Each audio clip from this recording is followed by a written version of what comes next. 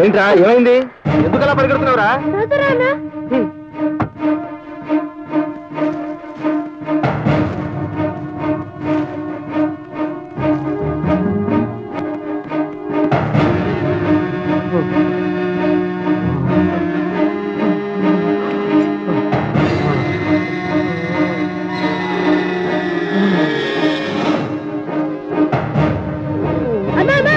ఏంట్రా?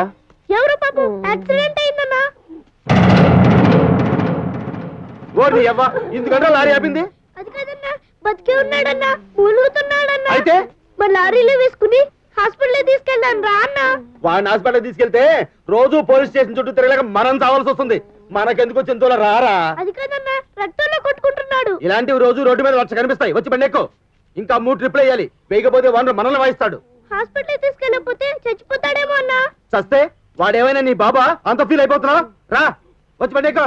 అది కాదన్నా, చాలా రక్తం కారిపోతుంది, బాగా నొప్పిగా ఉన్నట్టుంది, మూలుగుతున్నాడు. అన్నా అన్నా అన్నా అన్నా, ఆపండి ఆపండి ఆపండి ఆపండి.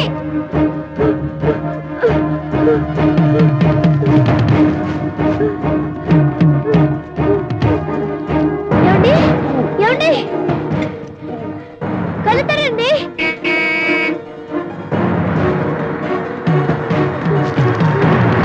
ఆపండి ఆపండి ఆపండి ఆపండి ఆపండి.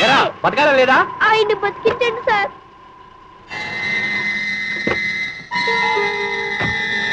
ఏమైంది? యాక్సిడెంట్ అయింది. ఎవరతను? మా నాన్న.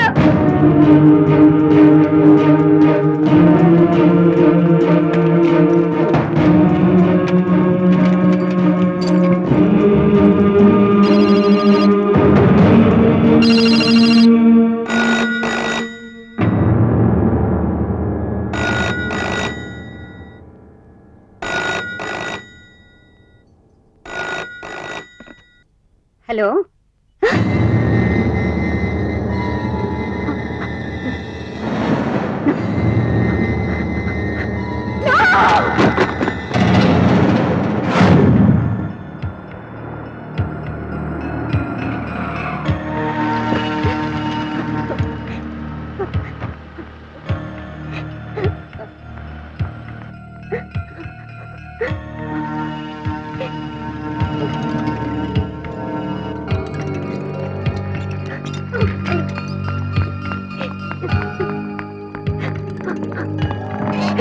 డాక్టర్ ఆయనకి పర్వాలేదు, వెళ్ళండి.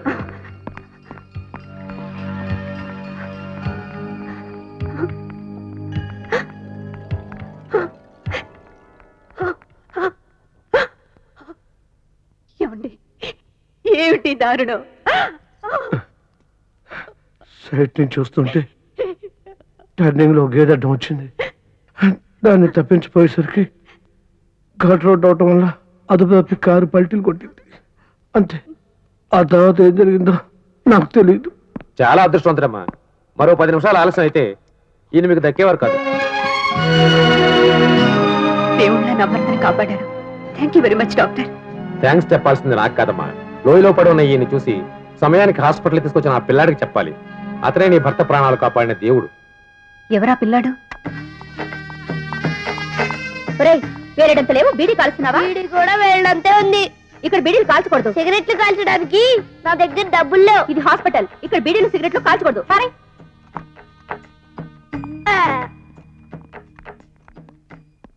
అడుగో ఆ పిల్లాడే.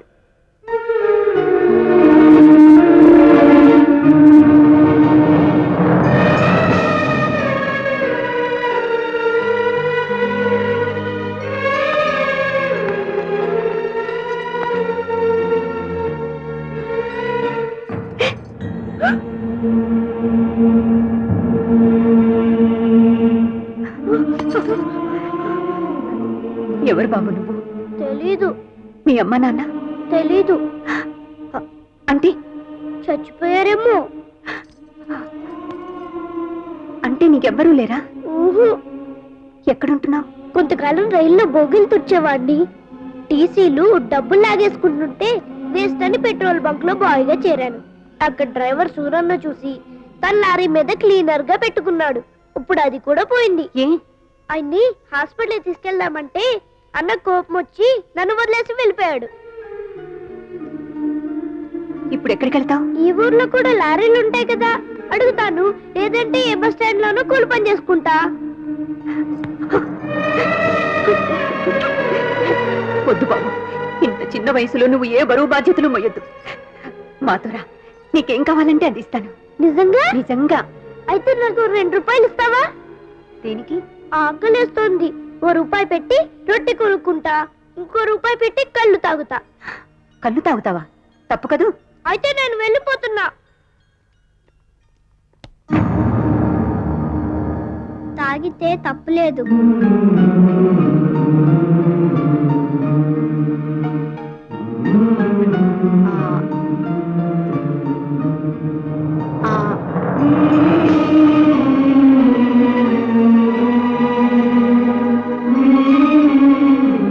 ఇంకొద్దు, చాలు. కడుపు నిండిందా? ఎప్పుడూ ఇలా తినలేదు. బాగుంది. ఆ నేను వెళ్తాను. ఎక్కడికి బాబు? పని వెతుక్కోవడానికి.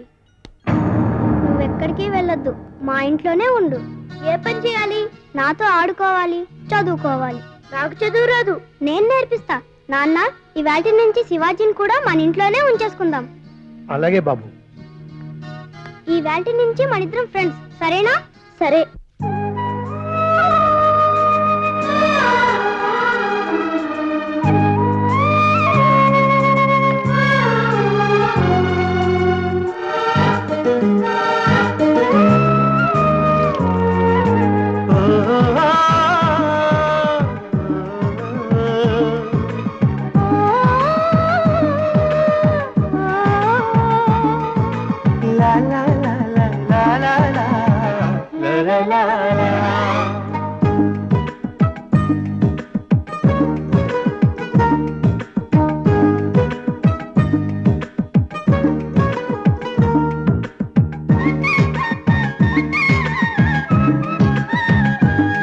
శ్రీకారం ఇది మరో చరిత్రకి, ఆకారం ఇది వరాల మైత్రికి.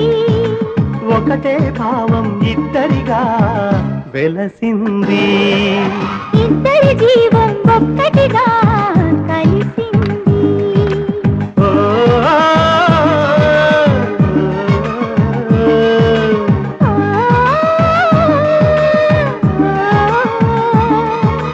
లా లా లా లా లా లా లా లా లా లా.